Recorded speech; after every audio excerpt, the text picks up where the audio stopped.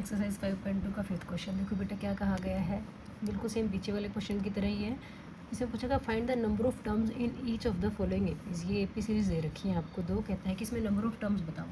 तो देखो ये पहले नंबर की टर्म, ये सेकंड नंबर की टर्म, ये थर्ड नंबर की टर्म, ये जिस भी नंबर की टर्म होगी उतने ही टर्म्स होंगे ना इसमें, ठीक है। जिस इसका जो भी नंबर होगा, मान लिया ये 50वें नंबर पे है तो हम कह देंगे इस सीरीज़ में 50 टर्म्स हैं, ठीक है। तो बिल्कुल सेम हम इसको क्या मान लेते हैं, ये एनवें नंबर पे, और यहाँ से क्या निकाल देंगे, एन निकाल देंगे। अभी पीछे जो क्वेश्चन किया था, फोर्थ क्वेश्चन किया है हमने, सेम वैसा ही है।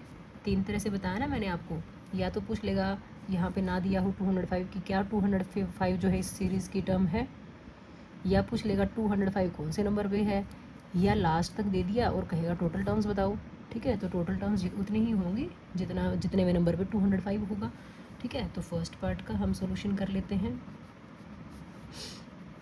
7, 13, 19 अप टू 205 है, ठीक है। तो यहाँ पे देखो ए जो है वो तो 7 है आपका, डी कितना है 13 माइनस 7 जो कि कितना होगा 6 होगा। अब ये 205 हमें नहीं पता कौन से नंबर पे, हम लेट कर लेते हैं ए एन जो है वो कितना है 205 है, ठीक है बच्चों।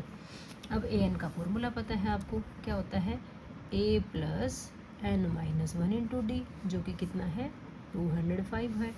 ए की वैल्यू कितनी है, ए की वैल्यू है 7 प्लस एन हमें नहीं पता, डी कितना है 6 है, इज इक्वल टू 205। बिल्कुल सेम क्वेश्चन है ना पीछे वाले जैसा। यहाँ से एन की वैल्यू निकालनी है, निकाल देते हैं। 7 वहाँ जाके माइनस हो जाएगा, एन माइनस 1 इंटू 6 है, तो ये 205 माइनस 7 हो गया। माइनस करो कितना बनता है 198 बन जाएगा, एन माइनस 1 इंटू 6, ठीक है।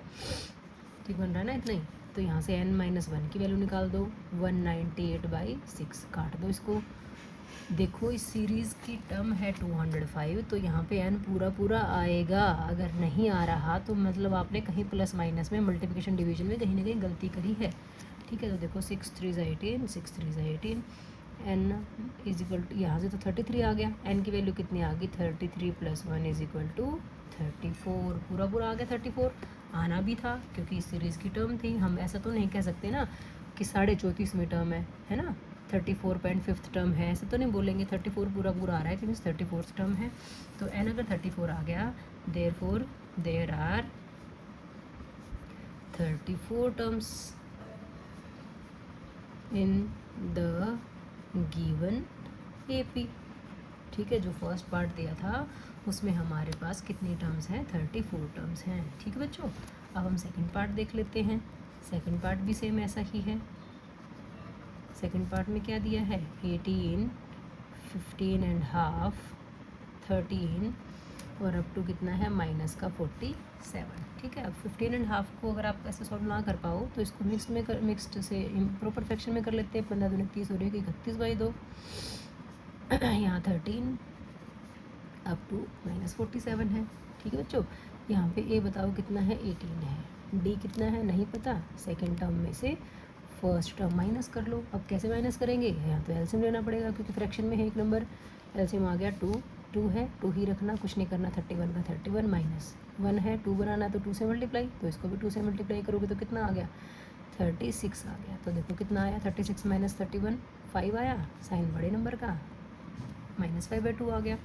अब लेट कर लेते हैं, let A N is equal to क्या है माइनस का 47 है। ए आ गया, डी आ गया, एन एफ टर्म है हमारे पास, तो एन निकाल लेंगे आसानी से। A plus N minus 1 into D is equal to minus का 47, ठीक है। ए की वैल्यू कितनी है 18 है, प्लस एन माइनस 1, डी की वैल्यू कितनी है माइनस का 5/2। क्या ऐसे ठीक रहेगा लिखना, बिल्कुल भी नहीं, क्योंकि n माइनस 1 क्या डी मल्टीप्लिकेशन में है बेटा, यहाँ तो माइनस हो गया, तो आपको ऐसे ब्रैकेट में रखना चाहिए इसको, ठीक है, क्योंकि मल्टीप्लिकेशन है ना। आगे क्या है माइनस का 47। अब सॉल्व करो इसको, n माइनस 1 इंटू माइनस का 5/2 माइनस 47 है, 18 वहाँ जाके क्या हो जाएगा माइनस हो जाएगा, ठीक है बेटा।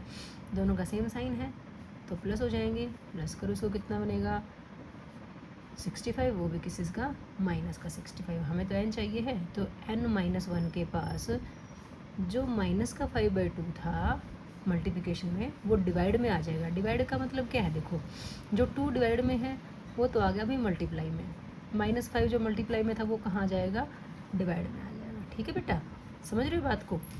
2 मल्टीप्लाई में आ गया, 5 कहाँ आ गया, डिवाइड में आ गया।